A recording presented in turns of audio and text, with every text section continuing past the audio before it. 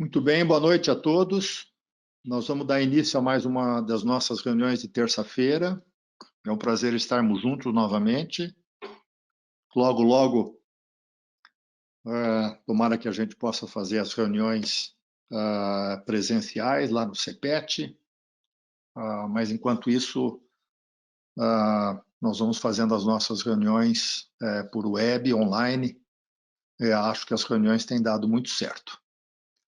Eu tinha prometido para vocês que em algum momento a gente ia estudar mais a fundo a avaliação da volemia e da fluido-responsividade. E então, conversando com o Rafael sugeriu a gente convidar o Dr. Neymar. O Neymar é atualmente o responsável pelo curso de hemodinâmica da MIP. Então, ele vai falar na reunião de fundo. E para nós, então, prepararmos, como já tem sido habitual nessa nosso período das 6h30 até as 7h30, eu distribuí 2 artigos para vocês. Fluido-responsividade, embora seja um conceito relativamente antigo, como eu já comentei, ele praticamente foi reinventado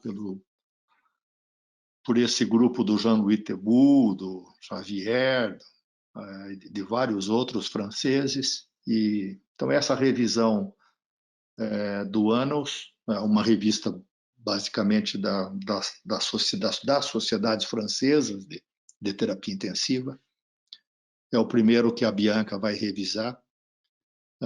E depois, um mais recente, um artigo relativamente curto, mas aqueles artigos do Jean-Louis Vincent, que e daí? Se eu for um bom fisiologista, o que eu faço com essas informações na beira do leito? E vai ser a nossa segunda apresentação. O Rafael já está na sala. Você está aí, Rafa? Deixa eu ver se eu consigo te achar. O Rafael vai... Oi, Rafa. Tudo bem? Boa noite. Boa noite. O Rafael vai basicamente comentar as 2 apresentações e depois moderar a reunião com o Neymar. Obrigado, Rafa. Então, vamos fazer a primeira apresentação. Bianca, você já está aí? Boa noite, estamos com você. Tá bom, meu nome é Bianca, eu sou especializanda do último ano de terapia intensiva e eu vou falar sobre um dos artigos que o doutor citou já no começo, que é fatores de predição de fluido-responsividade, né, uma atualização. Esse artigo foi publicado no Annals of Intensive Care no ano de 2016. Então, esse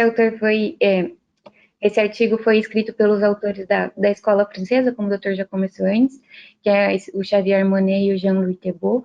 Os dois têm vários artigos sobre isso, assim, muitos mesmos. Nesse artigo, eles citam outros artigos deles, assim, porque eles têm bastante influência e conhecimento nessa área de fluido-responsividade. Então, eles introduzem esse artigo, eles começam falando sobre como os fluidos são importantes em situações graves, como uma situação de choque, por exemplo.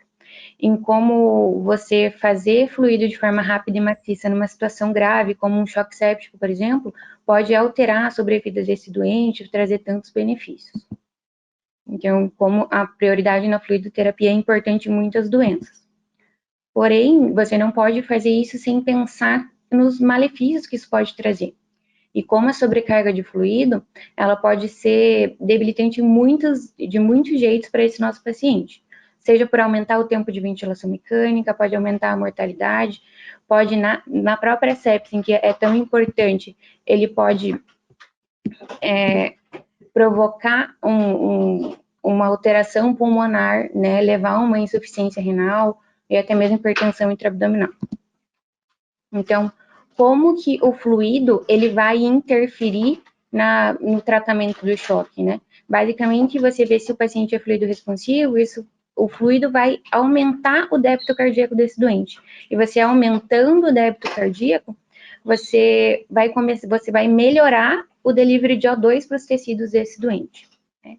isso a gente vai para a curva de Frank-Starling, né? Que é isso que a gente, nisso que se baseia essa aumento de fluidos, né? No aumento da pré-carga, né?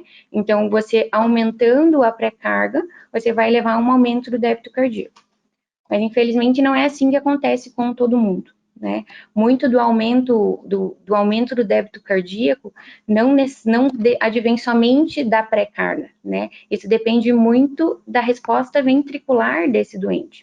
Então, pacientes em que o ventrículo que tem uma função sistólica ventricular pior, então você faz o desafio volêmico, né? Você aumenta a pré-carga e isso não necessariamente se reflete como aumento no débito cardíaco, né? Então, diferente de um paciente que tem uma função ventricular normal, né? Em que você faz esse aumento da pré-carga e você tem sim um aumento bem importante do débito cardíaco. E é por isso que você fazer essas provas de fluido responsividade são tão importantes. Porque se você parte do pressuposto que todo aumento da pré-carga vai levar a um aumento do débito cardíaco, você vai levar esses pacientes não respondedores apenas aos efeitos maléficos da reposição de fluidos. Então, o que ele vai discutir nesse artigo? Sobre esses marcadores de fluido responsividade, né, e quais que a gente vai usar. Ele fala sobre vários marcadores, né, então que a gente vai acabar falando mais para frente, que é a variação da pressão de pulso, leg raising, a pressão de oclusão, né, o diâmetro da veia cava, e a gente vai falar um pouquinho sobre cada um deles, bem rapidamente.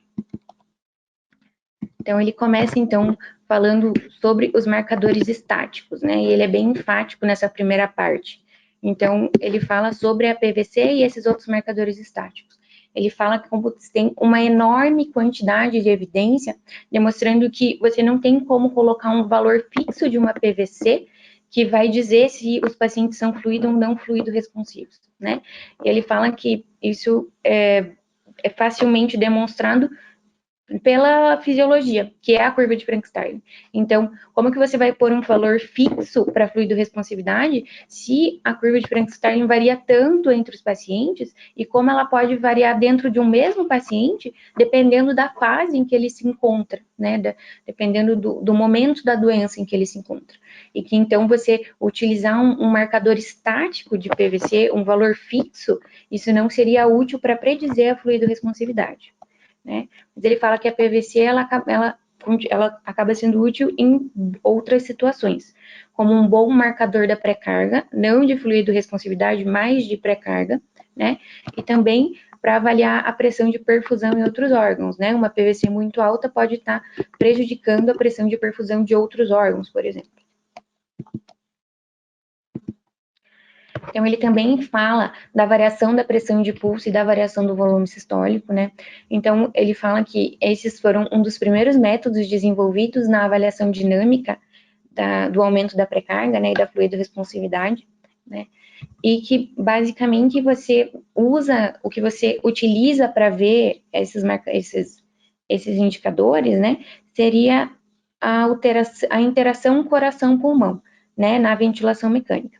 Você sabe que na inspiração você tem um aumento da pressão positiva, que leva a uma diminuição do retorno venoso, uma diminuição da pré-carga do ventrículo direito e, consequentemente, uma diminuição da pré-carga do ventrículo esquerdo.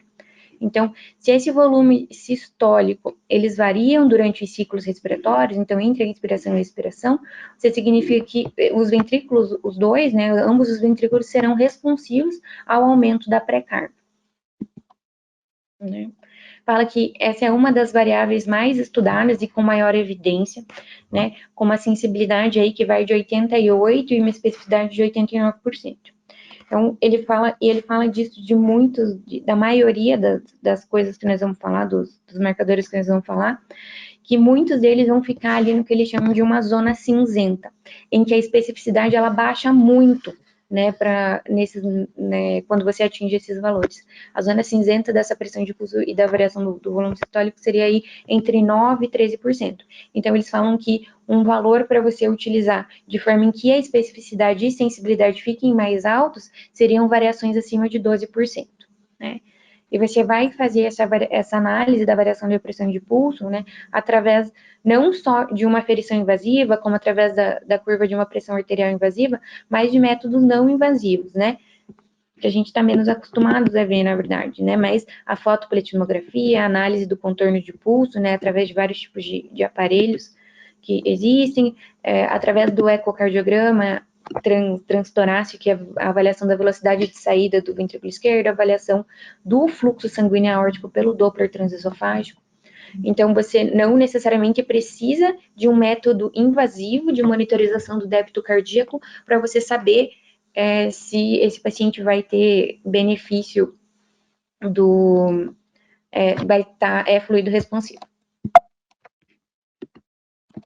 Então, ele fala que uma coisa que dificulta muito a utilização desses dois métodos, da variação de pressão e do volume sistólico, são que eles são falseados por muitas coisas que são muito comuns na UTI, né?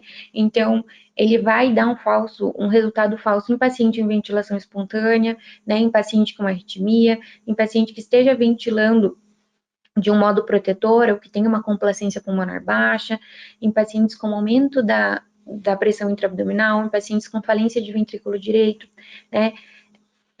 Então, o mais importante que ele fala disso não é só você saber o que é a variação da pressão de pulso, mas é principalmente você saber que ela vai estar falseada nessas situações.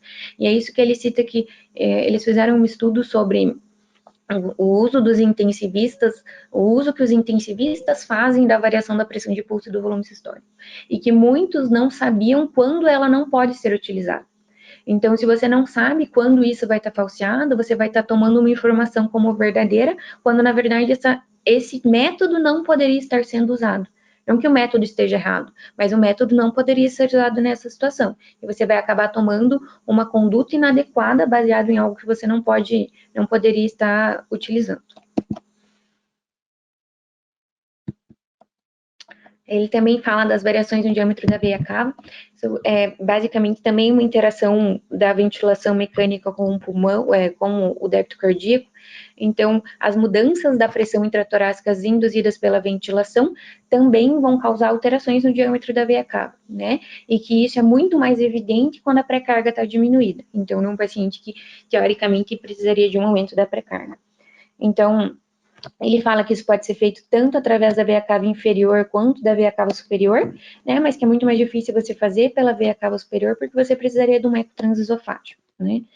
Então, ele fala que uma grande dificuldade na interpretação das variações do diâmetro da veia cava é que diversos estudos mostram resultados muito conflitantes. Então, você tem um valor de corte muito amplo para dizer quando isso é real, né? Que seria aí um valor de corte que vai de 12% a 40%. Então, alguns pacientes serão fluido responsivo quando essa variação estiver em 13%, e alguns pacientes só serão responsivos quando estiver em 45%. Então, é muito ampla essa variação e isso causa uma dificuldade na interpretação do teste. A sensibilidade e especificidade são menores do que o teste que a gente falou antes, né? E ele fala que também é um método que tem pouca acurácia na ventilação espontânea. Fala que ele pode ser utilizado, eles citam um artigo que eles fizeram num pronto atendimento de trauma, né, em pacientes acordados, e também um outro estudo que eles fizeram em doadores de sangue. E foi visto que o paciente em respiração espontânea, esse paciente vai ser fluido responsivo em variações muito grandes, assim, da veia cava, né? Mas que, diferente do método anterior, esse é um método que pode ser utilizado em pacientes com arritmia, por exemplo.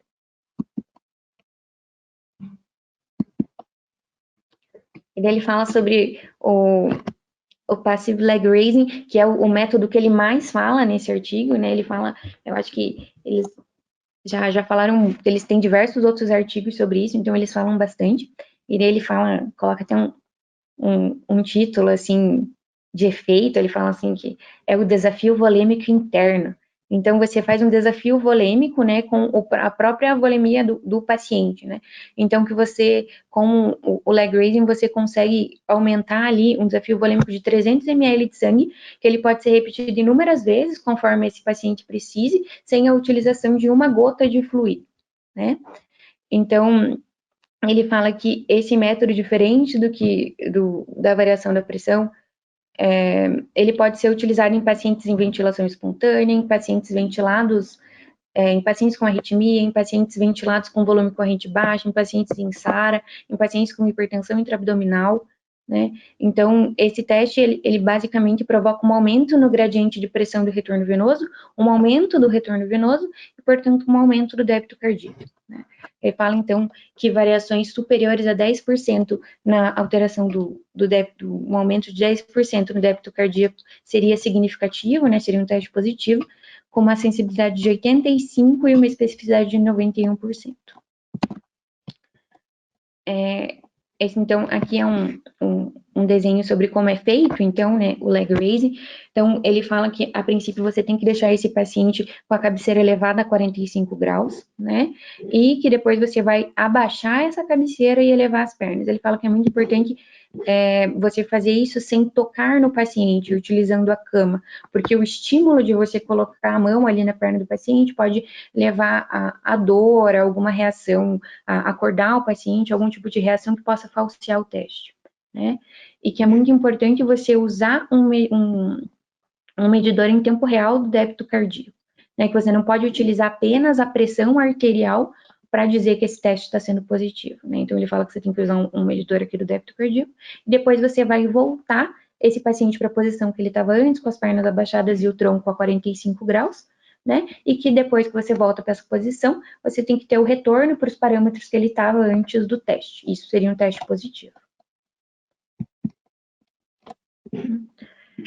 Então, novamente, ele fala que os efeitos devem ser avaliados através da monitorização do débito cardíaco e não só da pressão, né? E que as alterações da pressão, uma alteração somente da pressão, uma avaliação somente disso, você não permite uma avaliação real dos efeitos do leg raising, né? Você permanece com uma especificidade alta, porém a sensibilidade diminui muito se você usa apenas a pressão como um indicador, né?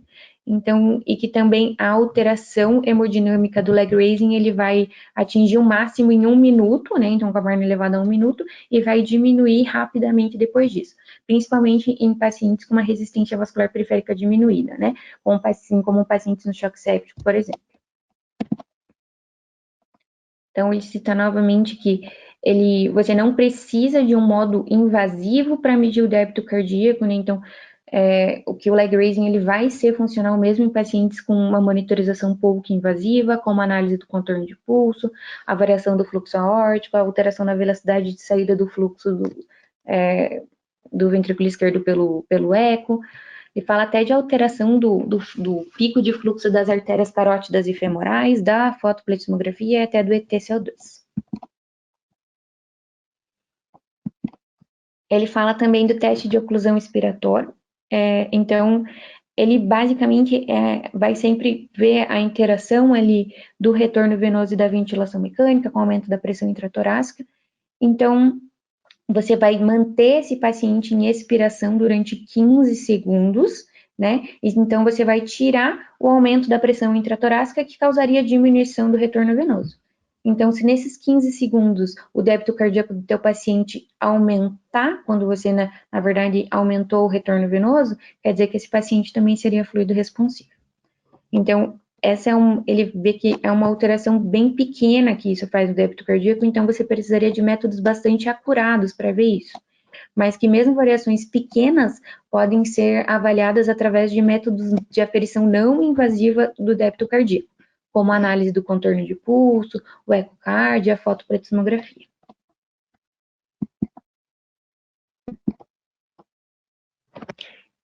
E uma das partes finais ele fala então do desafio volêmico, né? E que então ele começa falando que a infusão de fluidos ele é o método mais óbvio para você testar a responsividade desse paciente a fluidos, né? Também fala que um desafio volêmico adequado, você precisa de uma quantificação do débito cardíaco, você não pode simplesmente confiar na avaliação da PA, né? Mas que isso não é apenas um teste, na verdade você vai estar infundindo uma medicação, você vai estar infundindo um soro fisiológico, um ringer, seja o que for, você está infundindo alguma solução, né? E que isso vai ter efeitos deletérios. Por exemplo, um paciente que ao longo do dia precise de múltiplos desafios volêmicos, você vai infundir ali grandes alíquotas de volume. Ele fala de um estudo que utilizou 500 ml, né, como como uma opção de desafio volêmico e 250. Então, se você fica fazendo 250 em 250, ou 500 em 500, você vai acabar acumulando muito líquido nesse paciente, né, que pode levar a hipervolemia, a hemodiluição, e na verdade você vai diminuir o delivery de O2, quando na verdade você estava fazendo um teste para ver como que você aumentaria isso. Ele fala sobre um mini desafio volêmico, que seria um modo de você minimizar esses efeitos negativos, né? Então, ele fala de um estudo que foi feito com uma solução de 100 ml de uma solução coloide, né? E que com 100 ml você viria uma alteração na velocidade de saída de sangue do ventrículo esquerdo, e que uma alteração maior do que 10% seria indicativo de fluido responsividade, né? Obviamente, ele fala que quanto menor o volume que você está infundindo, menos mudança você vai ter na pré-carga e menos mudança no débito cardíaco. Então, de modos mais específicos de avaliar o débito cardíaco, você vai precisar lançar mão, né? E eles também falam um outro estudo que foi feito totalmente controlado no centro cirúrgico, em que eles fizeram vários testes para saber qual seria o mínimo de volume necessário para fazer um desafio volêmico em que você tivesse um aumento efetivo do débito cardíaco. Eles chegaram, então, a um volume de 4 ml por quilo durante 5 minutos, e isso seria necessário para você gerar um aumento confiável da pressão de enchimento da pressão de enchimento capilar em diversas situações, e seria um modo efetivo de você fazer um desafio volêmico.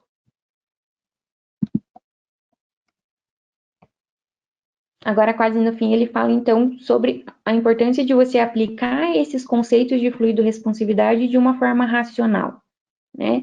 Que você não precisa fazer testes de fluido-responsividade quando esse paciente, obviamente, necessita de fluidos. Se esse paciente está num choque hemorrágico, num choque hipovolêmico, num estágio inicial de um choque séptico, você retardar a reposição volêmica para o que você quer fazer testes, isso é deletério para o paciente e isso é errado.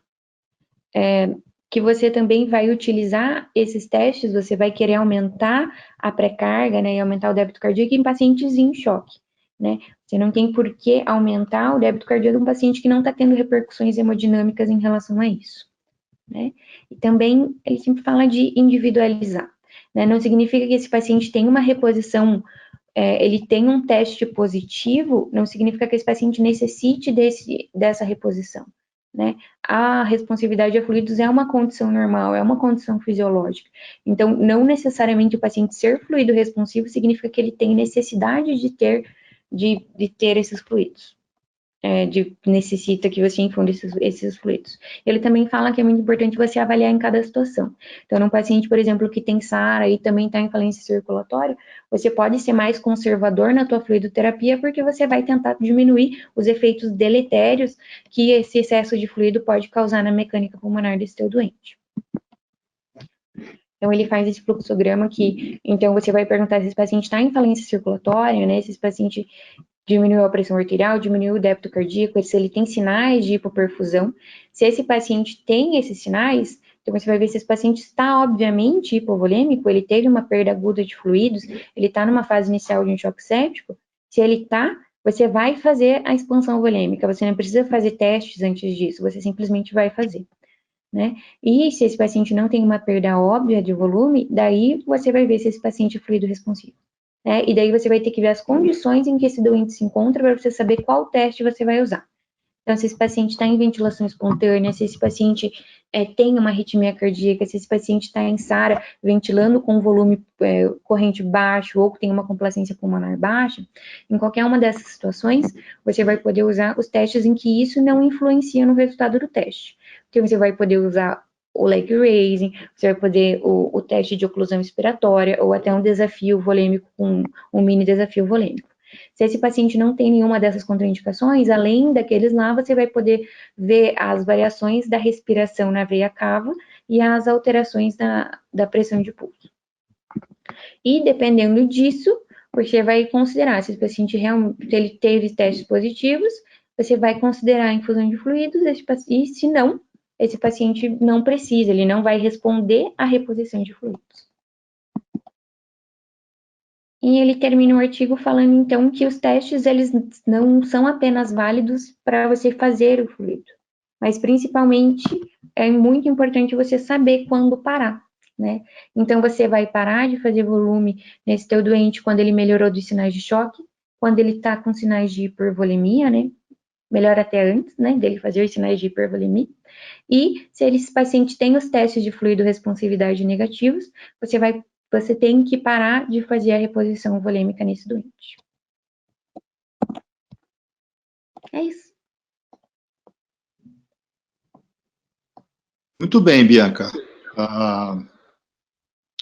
Primeiro quero comentar que está cada vez mais gostoso ver tuas aulas, né, os teus slides, as brincadeiras que você faz, mas principalmente como você mostra que você entende o conceito daquilo que você está apresentando e fica muito racional e gostoso. Parabéns. Obrigada. Então tá aí, acho que a intenção dessa primeira apresentação era colocar todo mundo no mesmo nível, a gente volta e meia volta para a fluidorresponsividade, e hoje na aula de fundo, acho que nós vamos ter uma oportunidade de poder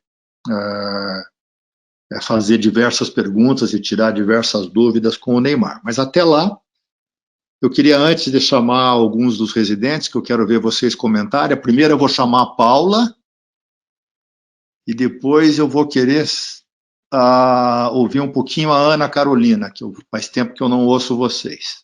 Mas antes disso, deixa eu comentar. Na época, até mais ou menos uns 15 anos atrás, a gente fazia muito fluidorresponsividade. E a fluidorresponsividade que a gente fazia na beira do leito, quando eu comecei a fazer medicina intensiva, era colocar um catéter na jugular ou na subclávia, medir a PVC e ficar fazendo bolo de volume para poder ver se a PVC subia ou não. Então, vocês terem uma ideia como isso era grosseiro, né? E isso, obviamente, nos levou a fazer reposição de volume aos montes e hiperidratar bastante os doentes. Tanto é que essa forma de você avaliar a fluidorresponsividade deixou de ser útil há mais de 20 anos atrás.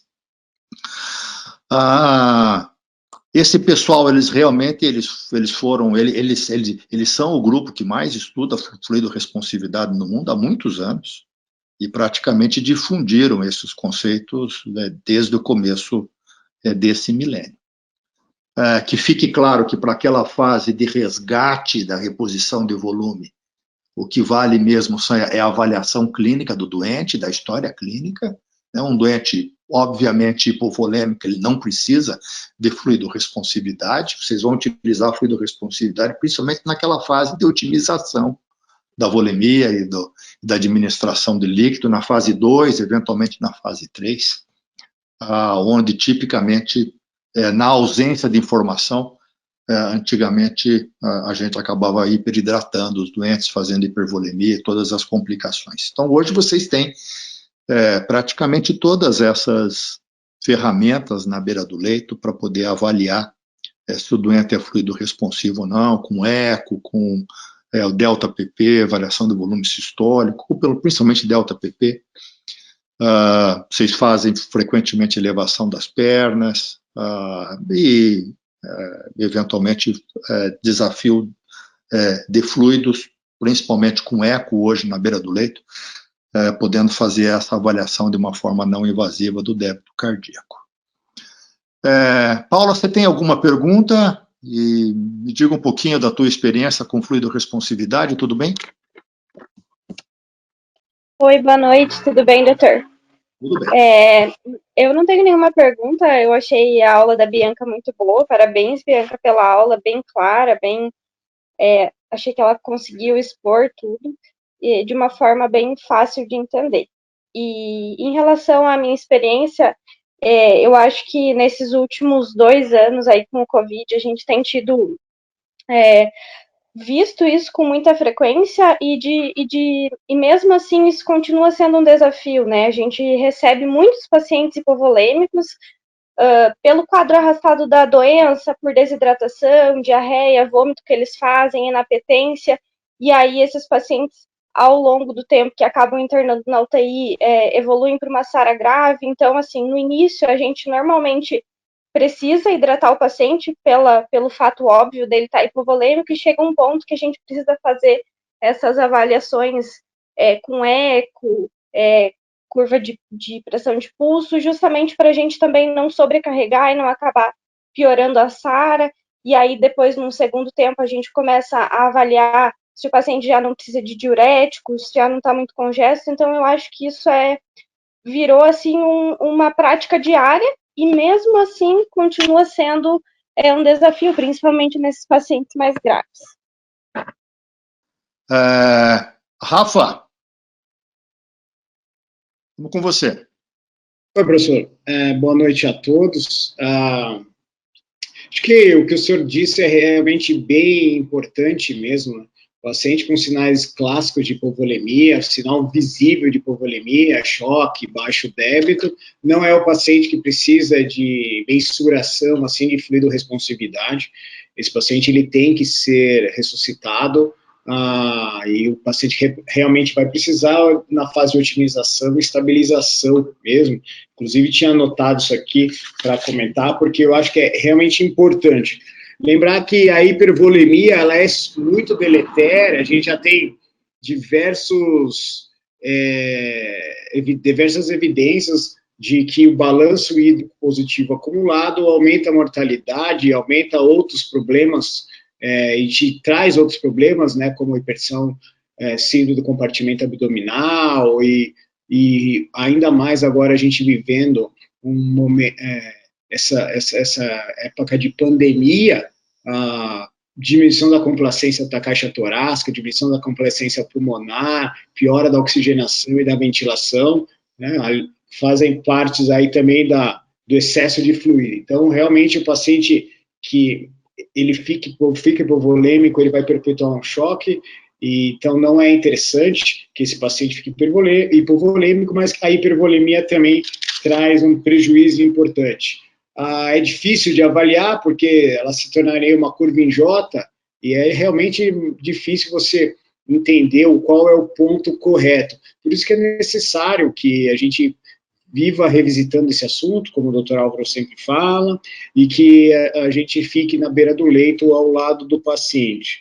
Realmente, ela acabou passando pela PVC, da parte estática, acho que das estimativas que a gente pode ter na beira do leito, é uma estimativa estática de pressão, que a gente quer, de alguma maneira, estimar fluxo, né? Estimar como que está, se aquele paciente é fluido responsivo, recebendo um aumento de pré-carga ou não. Ela tem um monte de limitação, ela foi mais usada no passado mesmo, mas a gente pode, né, na beira do leito, ela teria um valor, se a gente tem uma PVC muito baixa, a tendência de você acertar que aquele paciente tem alguma complacência de receber volume é maior.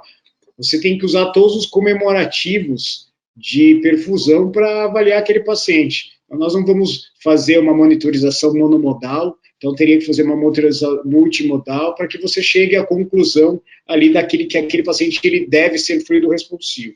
Aí você poderia usar, então, a PVC, mas, naturalmente, as avaliações dinâmicas das interações coração-pulmão, elas se mostraram muito mais interessantes, um valor preditivo melhor, a área sobre a curva ROC melhor também. Devemos saber as limitações. Não adianta a gente usar o método, que é um método bom, mas de uma maneira errada. Então, tanto a variação de pressão de pulso, quanto a variação de volume sistólico, e até a variação da veia cava, a gente precisa dessa interação coração-pulmão. A gente, no hospital onde eu trabalho, tem uma cardiologista que toda vez que vai fazer o ecocardio, ela fala, eu acho que esse paciente precisa de volume, porque a veia cava dele está oscilando um pouco. E nisso o paciente está deitado lá, fazendo uma rotina, porque vai fazer alguma cirurgia cardíaca e está com oxigênio, mas sem nenhum sinal de baixo débito, sem nenhum sinal de baixa perfusão. Isso não me interessa, eu não quero saber a volemia, né, a quantidade de volume do paciente. Eu quero saber se aquele paciente ele é fluido responsivo ou não, se ele precisa aumentar sua pré-carga ou não, se eu precisar otimizar fluxo. Então, o que vai levar a gente procurar esses indícios de fluido responsividade, se você precisar otimizar fluxo otimizar a perfusão tissular, otimizar a oxigenação tissular. E realmente as variáveis dinâmicas elas se comportam melhor na beira do leito. O Passive Leg Raising, quando saiu, e realmente o Monet, né, e o Tebu, eles estudam isso e publicaram isso muito, assim, é muito interessante, porque a gente faz um desafio de volume sem colocar volume na veia do paciente. Nós sabemos que volume é uma droga e que é interessante que a gente não faça fluido em excesso, mas é interessante que todo mundo saiba fazer mesmo, né? Então, o paciente está numa posição semi-recumbente, cabeceira a 45 graus, o ideal é que a gente inverta essa posição, abaixa a cabeceira, eleve as pernas, para aquele sangue que está na membro inferior, na região esplâncnica, ele vá até a circulação central, ele seja estressado, e ele provoque, então, um aumento do débito cardíaco se esse paciente for fluido responsivo. E o tempo é de 60 a 90 segundos mesmo. Antes disso, não dá tempo de você avaliar, e depois disso, há uma acomodação desse líquido. Então, a tendência é que você tem uma perda da sensibilidade, da especificidade do método. Mas não adianta fazer o leg raising por fazer, você tem que ter uma variável que você quer olhar ali para ver se esse paciente foi responsivo ou não à tua manobra. O ideal, naturalmente, ela falou sobre débito cardíaco com tom de pulso, naturalmente, se você tem um débito cardíaco com tom de pulso, você olha para o débito cardíaco, toda vez que você tem o débito cardíaco é o maestro, a grande variável que nós temos, mas a maioria das vezes nós não temos débito cardíaco, então a gente tem que olhar para variáveis que são periféricas, que nos inferem a achar que o débito cardíaco melhorou. Pode ser uma pressão de pulso, pode ser até uma alteração na pressão, porque acaba elevando a pressão de pulso, deve subir a pressão sistólica, então a PM acaba subindo, uma melhora do tempo de enchimento capilar, ou uma redução da frequência cardíaca. Tá? O teste de oclusão da expiratória final é interessante, a gente pode praticar mais, realmente do tempo de 15 segundos, um pouquinho mais, não menos que isso, você oclui a válvula expiratória, e ele traduz, ele nos mostra se o paciente ele tem algum grau de fluido-responsividade, se ele também altera, né, o parâmetro, principalmente o débito cardíaco, ou algum outro débito, ou algum outro parâmetro que você vai olhar que te induz a pensar numa melhora de perfusão. O único problema é que o paciente ele precisa estar sob ventilação mecânica invasiva, ele precisa estar entubado, né, e que às vezes tem paciente que não tolera 15, 20 segundos de pausa. Né? Tem paciente que, principalmente os pacientes muito graves que nós temos, realmente esses pacientes, às vezes 15, 20 segundos de pausa é muito tempo para ele. Eu acho que o Dr. Álvaro deu uma bela introduzida ali nos comentários, e eu acho que o que eu teria para dizer sobre essa primeira aula era isso, doutor. Valeu, Rafa, muito obrigado.